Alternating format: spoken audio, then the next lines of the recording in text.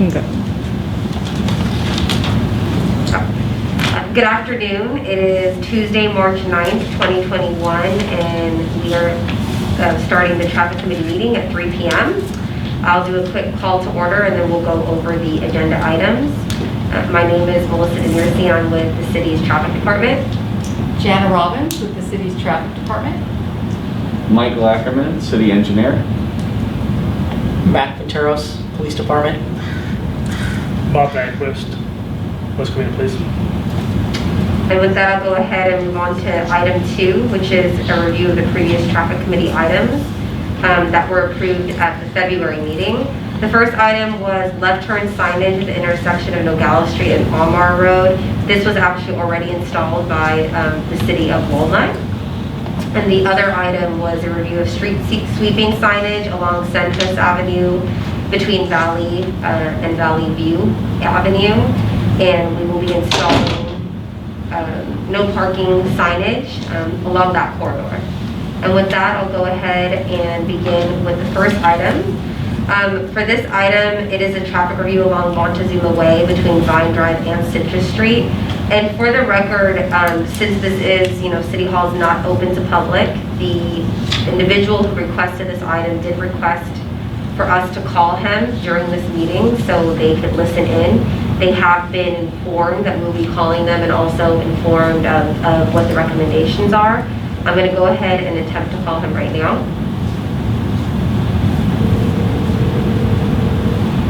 Tony, what did you tell Hi, this is Melissa with the traffic committee at West Covina.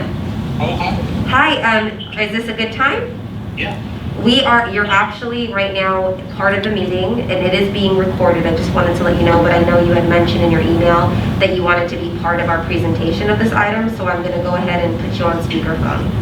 Okay, thank you. Okay. So right now we are doing the item presentation, and this is for a traffic review along Montezuma Way between Vine Drive and Citrus Street. The city received a resident request to review speeding along Montezuma Way between Vine Drive and Citrus Street. And the resident also requested to review potentially speed bumps along this area, as well as look at lighting. As part of the traffic review, the following items were reviewed, including existing roadway conditions, 4 years of collision history, daily traffic counts, and output from a 24-hour speed radar survey. Montezuma Way is 25 mph speed limit. It does have signage posted along the corridor, as you can see in the photos before you.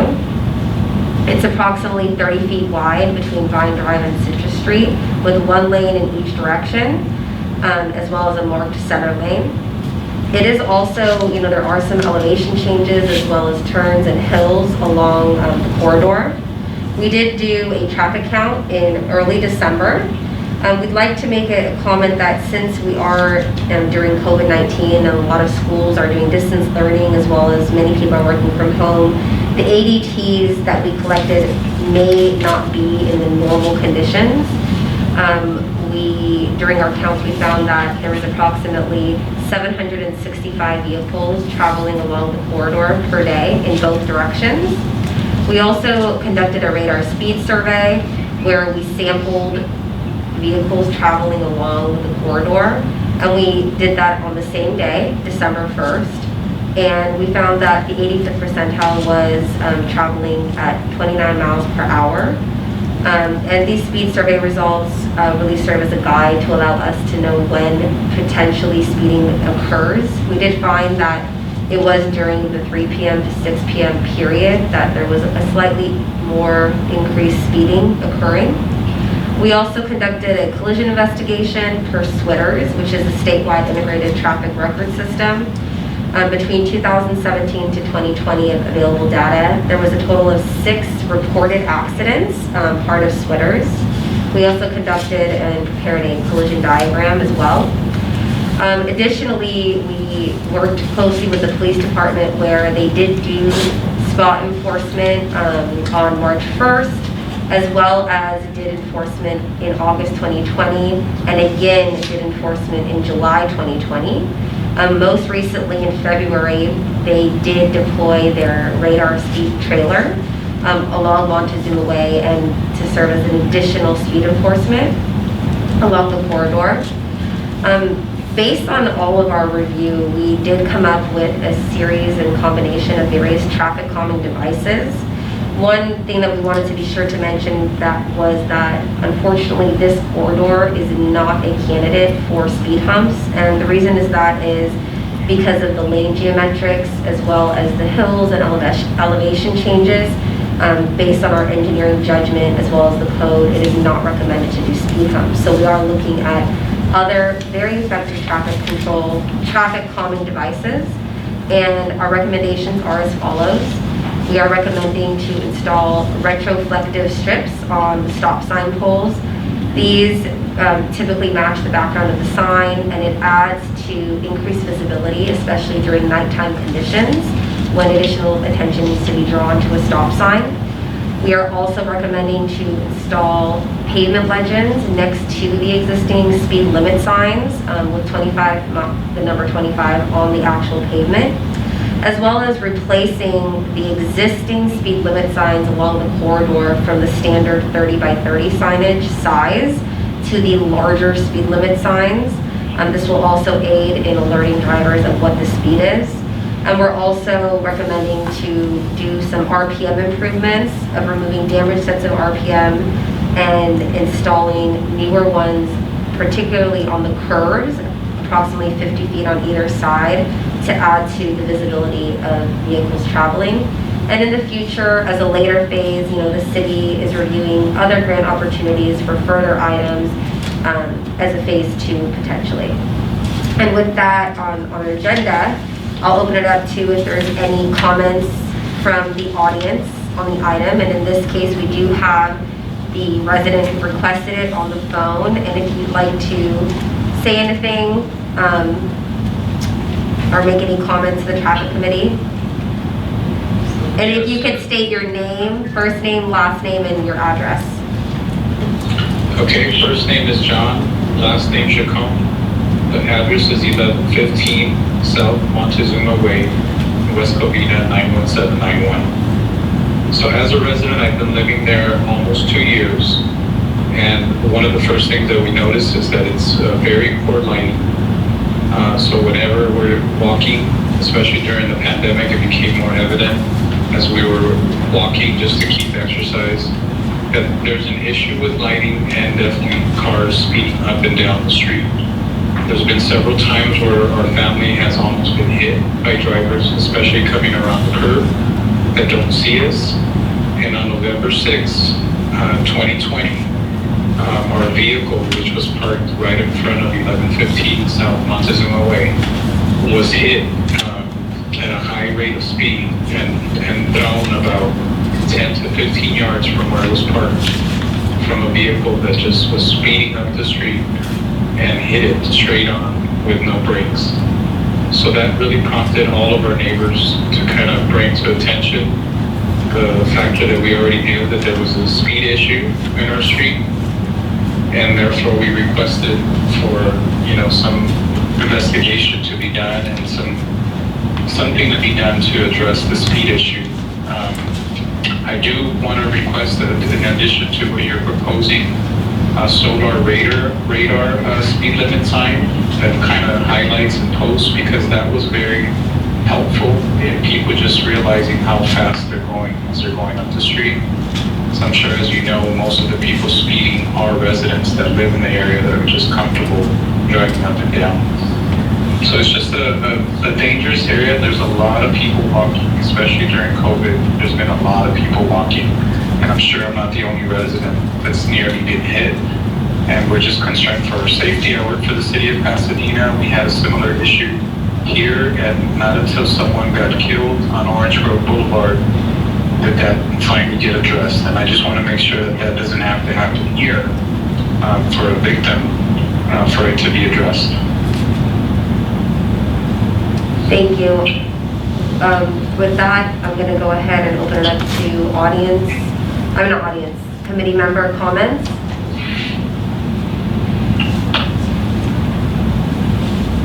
Let's see, I did have one comment. I think the raised pavement markers around the curves are very effective. I know they do a great job of reflecting the headlights back at the driver, and that'll help delineate the curves in the area better. So I'm appreciative of that recommendation. I think, this is Jana Robbins. I think what we have strived to do in this first look at the report is trying to recommend items that we know that can be installed quickly. Now, sometimes the solar radar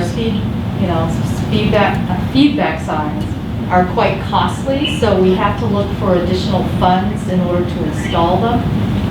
So as a first blush, as you would say, we've tried to put in some signage and striping that we can do with the funds that we have. The maintenance people can go out and do that. And then in the meantime, we can try to find funds for some of these additional things like the street lighting as well as the solar speed lights. Because there is a big process for street lights. We have to work with Edison, and then there's a street light program in the city, so it has to be part of that. So it's a big process. But in the meantime, we didn't want to hold up any improvements until, you know, these bigger ticket items can be looked at. But it's something that we can consider at a later time, that if, you know, first we get these signage and striping in, and we can see how it goes. PD is here, and they're pretty active of trying to do some spot enforcement in this area. And so we can try to get the speeding, like you said, it's the neighbors that are actually doing the speeding. So if they're aware that PD is on here and there, they're gonna, you know, potentially get a ticket. Hopefully this will help reduce the speeding. Yeah, thank you, because it's just the perfect storm. I mean, you combine rain with a poor lighting, a windy road, people traveling at a high rate of speed. It's just a combination for the perfect storm for a major accident or fatality to happen. And I know we have rain coming up. And like I had mentioned to Melissa, most of the speeding happens at night when it seems like everyone is comfortable, they're home, they're driving to the store, coming back. So it's very, very dangerous to be walking at night. But yet a lot of families, especially during the pandemic, this is the time that they're walking. And so thankfully the time is going to change, but we just definitely wanted to bring it to your attention before a fatality happens, because our vehicle, I sent pictures to Melissa so you can see how hard it was hit. Obviously they didn't see it, and they were traveling way too fast to do anything to stop. Well, we greatly appreciate, you know, you reporting all that to us, and we hope that these recommendations as a phase will alleviate the concerns that you have. And with that, if there's no other comments, I'm going to go ahead and put it to a recommendation vote. All in favor to recommend City Council to consider installation of the recommendations that I have listed, please say aye. Aye. All who oppose? So with that, the next step is this is going to go before City Council, where they will do the final approval, and if City Council approves it, from there it will be scheduled for installation. And we thank you so much, sir, for being part of this process, and we hope you have a great day. Thank you for your service, and thank you for hearing us out. We really appreciate it. Thank you. Bye. Have a blessed day. All right. And with that, I'm going to go ahead and move on to our second item, which is a traffic review along Hillside Drive between Grand Avenue and Castle Rock Court. And this item was a similar request where a resident reported speeding along this corridor. And as part of the traffic review, we did review the existing roadway conditions, 4 years of collision history, daily traffic counts, as well as conducted a 24-hour radar speed survey. Hillside Drive is in the city of West Covina, and it's considered a local roadway. It has a posted speed limit of 35 miles per hour, and it is approximately 35 feet wide in each direction, with one lane in each direction.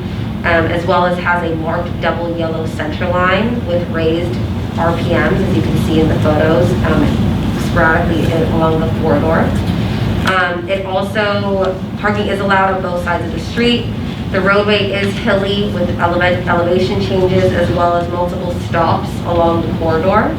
And there also are some advanced warning signages for curves and other advisory signages. There are no existing 35 mile per hour pavement legends adjacent to the signage.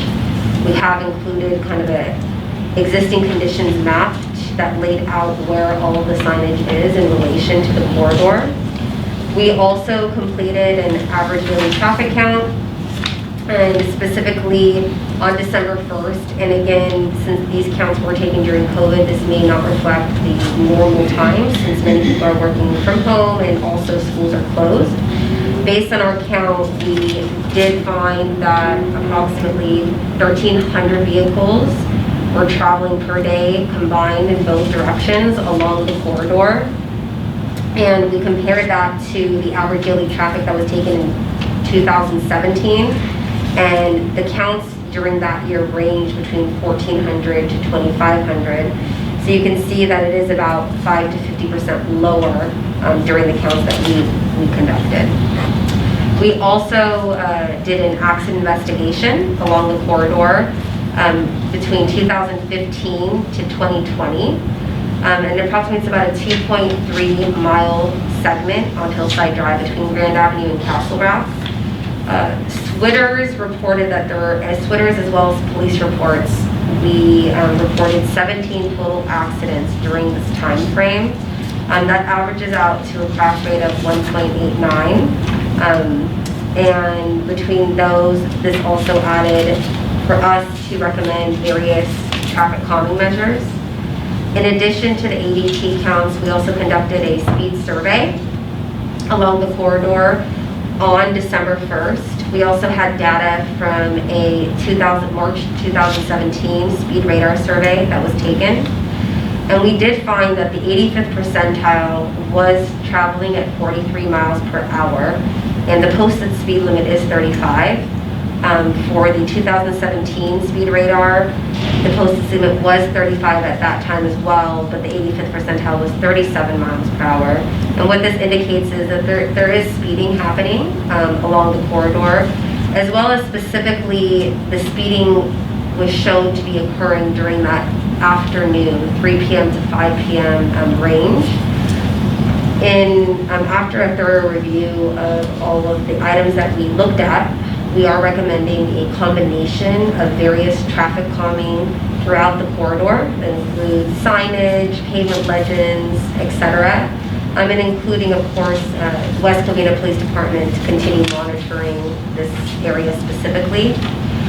Speed humps is not a consideration for this segment of roadway due to the geometrics of the street, the high elevations, and also because it is 35 miles per hour, speed humps can only be installed and considered for roadways that are 25 miles per hour or less.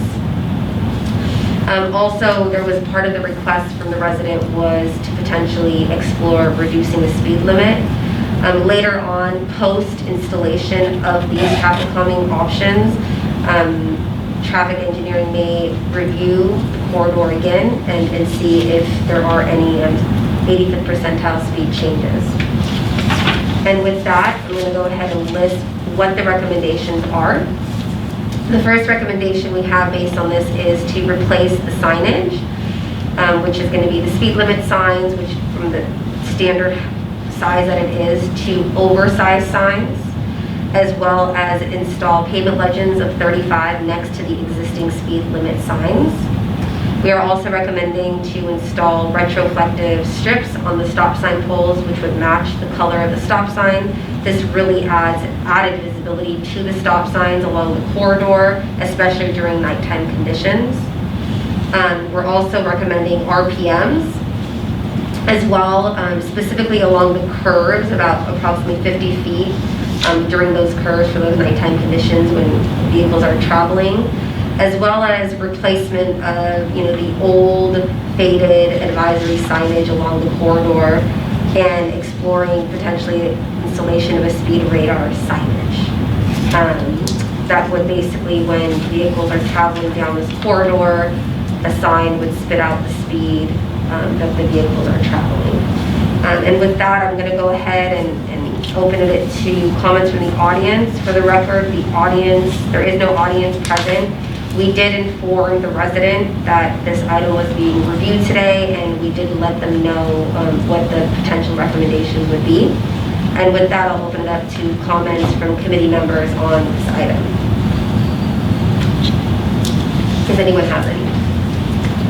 On this roadway, we've worked throughout the years since I've been here, 15 years. We've had a lot of complaints from residents about speeding vehicles or vehicles not stopping for the posted stop signs along the way. People do use this for commuting from Azusa to Grand Avenue, back and forth. And from my experience, it's been a lot of Mount Sac students using it as a shortcut between Azusa and Grand Avenue. And so I can see the numbers being real low as far as traffic flow. Right now, school is not in session, and work is also slowed down. So we've through the years, we have worked this area heavily. And based on what I see here, the roadway is less than 40 feet, right? So by definition, it could be 25 mile an hour. Yeah, there is a way that'll be something that we look at in the future, because it is a process. In order to change the adopted speed limit, we have to follow CBC guidelines, California UTCD guidelines, and have strict guidelines on how we can perform a new speed survey.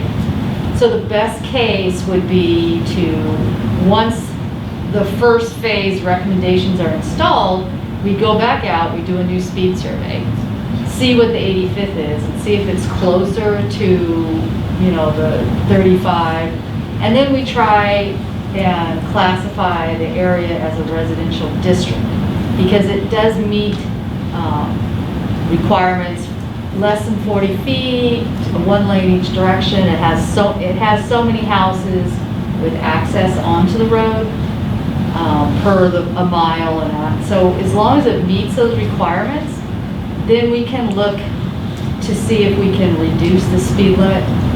Then at that point, after an engineering report is done, new radar survey is done, it's taken back to Traffic Commission, and then ultimately to council, who has to adopt it, and then they would have to change the resolution to adopt a lower speed speed limit. So it is a process that we can look into.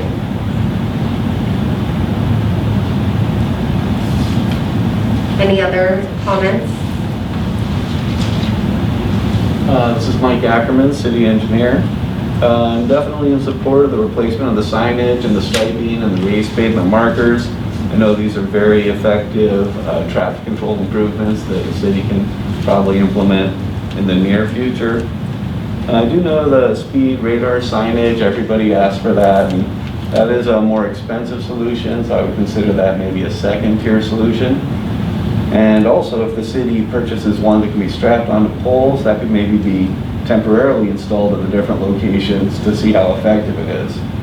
Right? Keep it a month in one location, then give another spot that people have an interest in, and you move it there. That's an option. Any other comments? So with that, then, I guess, as the recommendation stands, I'll list the recommendations with the revised. Yes. Removing the speed limit, the speed radar sign, and reviewing that as a phase 2, and exploring the option of having a mobile speed that the city can utilize in these situations, like our city engineer has specified. So with that, I'm going to take it to a vote. So all in favor of the recommendations I listed, which includes the replacement of signage, pavement legends, the retroflective strips on the stop signs, RPMs, as well as advisory signage updates, not including the speed radar. All in favor? Aye. And all opposed? So as I had just listed, the recommendations will be presented to City Council for final approval, and then from there it'll be scheduled to be installed. On your agenda, we also had one more item, which was the intersection of Walnut Avenue and Merced Avenue. We wanted to include this just to give you an update that this is going to be coming next month for our review. And we will discuss that item in more detail at the next meeting.